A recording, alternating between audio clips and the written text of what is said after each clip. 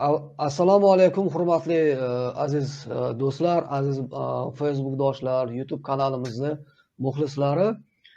Hozirgi ushbu suhbat bugungi olib boradigan suhbatimiz ijtimoiy tarmoqlarda juda ham keng muhokamalarga sabab bo'layotgan bir muammo, masala. Hozirgi videoda bir Facebookda chiqdi. Kokosha degan bir o'zini nima qilayotgan, bir ta'riflayotgan bir ayol bilan bo'layotgan mojaro bo'yicha bir masala bo'yicha bir suhbat o'tkazmoqchi edik.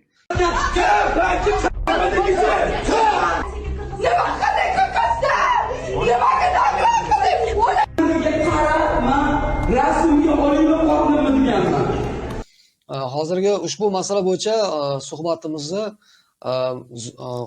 xalq tabobati bo'yicha o'sha Zuhurning tabobati bo'yicha tabib o'sha akademik Nurmuhammedov Mirzakbar aka bilan shu suhbat o'tkazmoqchimiz. Shu masala bo'yicha o'zlarini bir fikrlarini bir bildirib, ushbu masala bo'yicha bir oydinlik kiritadilar, o'zlarining fikrlarini bildirmoqchilar. Assalomu alaykum Mirzakbar aka. Va alaykum assalom. Yaxshi bo'ldi bu nima qilganimiz. Chunki ko'pchilikka tushuntirish berish kerak. Bu yerda ketayotgan narsa eng asosiy mana Halimaning o'limi, mana Kokoshani bir bo'layotgan ishi yuzasidan men bir bildirish bermoqchiman. Endi mana hozir juda ko'p joyda muammoni osonlikcha hal qilish bo'yicha mana oshqozonni kesish, ichakni kesish, o'sha narsani operatsiyalar qilishda o'ziga urib bo'lib boryapti. Mana bunga yorqin misol o'sha Halimaning o'limi, mana Kokoshaning nimasi, holati. Endi bunga asosiy sabab nima degan ko'p joydagi muammoda. Endi avvalambor taqdiri azal, Allohning xohishi ekan. O'sha xirurg ham bu mashaqqat dabdala bo'lib ketsin, o'lib ketsin deb qilmaydi. O'shani bir manfaat ko'rsa, bir 4 ta odam uni orqasidan ketdi deb harakat qiladi o'zasi. Endi men bu yerda meditsinani mutlaqo oqlamoqchi emasman. Qoralamoqchi emasman. Faqat bu yerda ketayotgan narsa o'sha bitta ulamas barcha xirurglarga bir murojaatim, bir ozgina bo'lsa ham nutritsiologiya fanini o'rganish kerak. Mana ovqatlanish tartibi, mana operatsiyadagi nima ovqat yeydi, nima ovqat yemaslik kerak. Mana shularni to'g'rilab bera olish kerak. Agar shunga nima bo'lmasa, aqli yetmasa, mana o'sha institutda nutritsiologiya bo'yicha o'qiganlar bo'ladi. Oddiy bir a'lochi o'quvchi student olib kelsa ham o'sha tavsiya bera oladi. Endi o'zimizni tabobatga o'taylik. Tabobatda nima qilinadi mana shunaqa operatsiyadagi? Alloh rahmat qilsin, o'sha ustozimiz Muhsin aka aytadilar.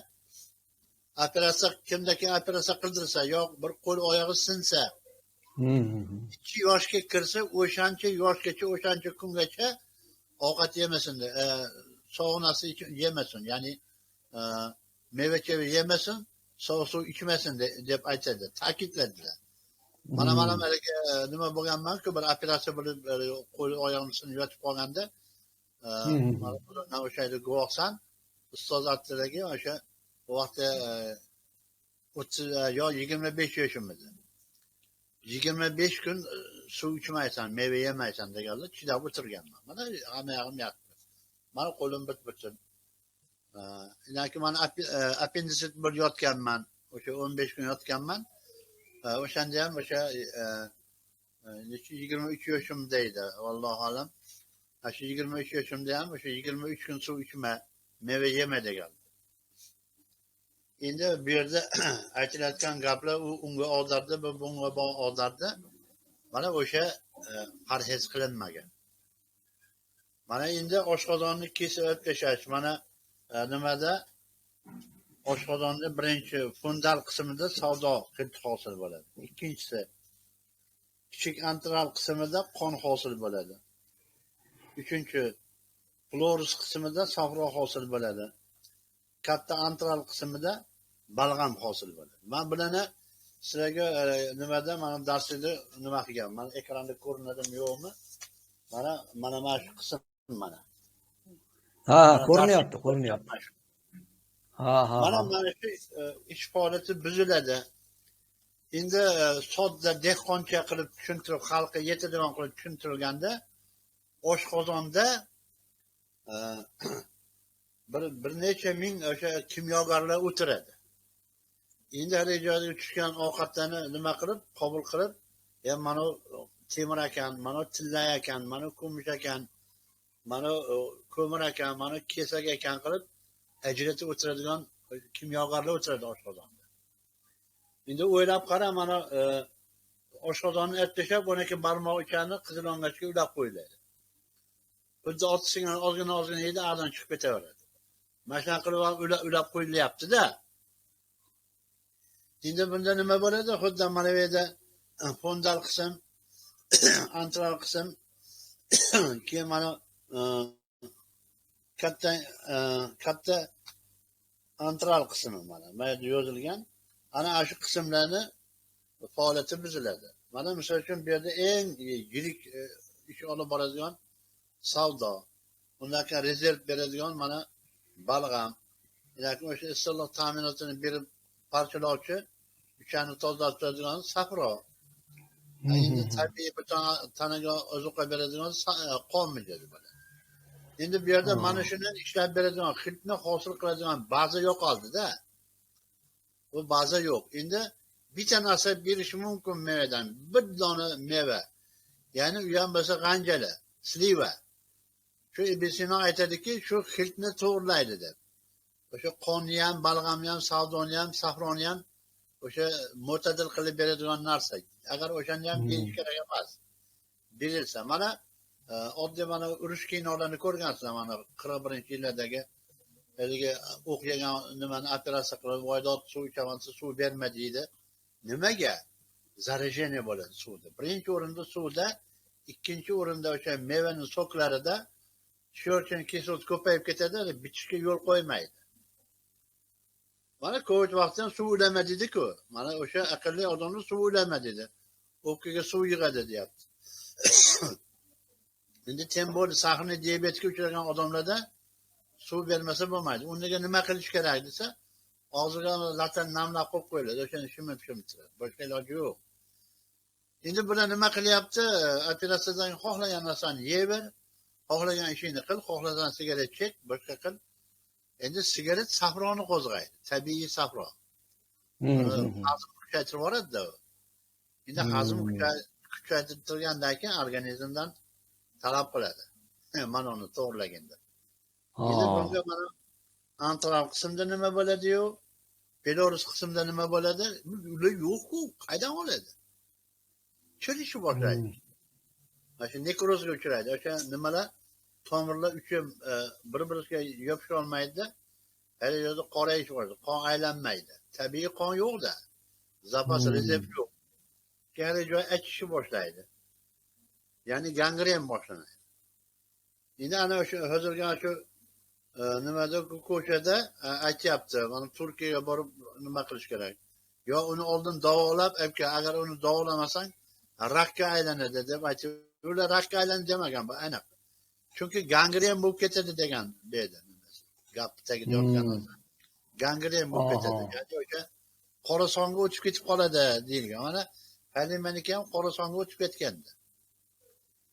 Endi bu vaqtda nima qilmadim, men ko'pchilik aytdi, bunga fikr bildiring, boshqa qiling, biz ham tushunaylik, Halimaga nima bo'lgan. Endi men ham tushundim, endi o'shanchalik bo'lish oson emas.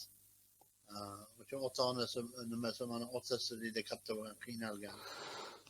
Endi bolalari bor, qancha nima bo'ldi ekan. Endi taqdiri azal shu ekanda. Endi o'sha taqdirga o'ynash kerak. Qazoyi qadar deyiladi. Endi qazoyi qadar ekan, mana shunaqa ekan desam, hamma narsa mana shunga yuyilmaydi-yu.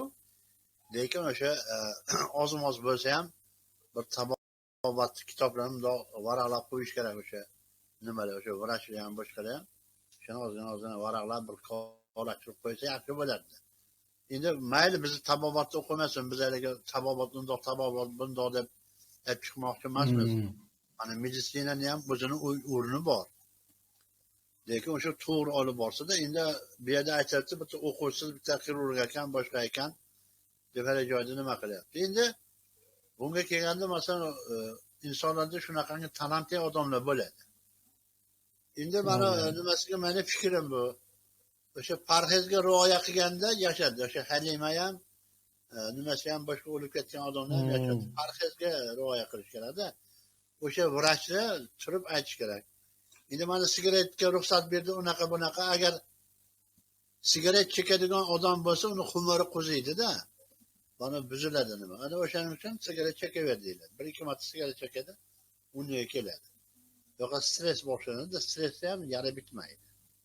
Safroq ko'payadi. Ana o'shalarni hisobga olib, masalan, sigaret chek degan bo'lishi mumkin o'sha vrach.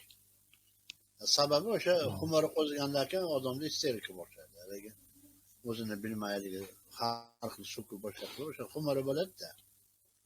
Ana o'shaning uchun sigaret chekadigan bo'lsa, sigaret beriladi. Nos chekadigan odamga o'zini tilidagi nos tashlanadi.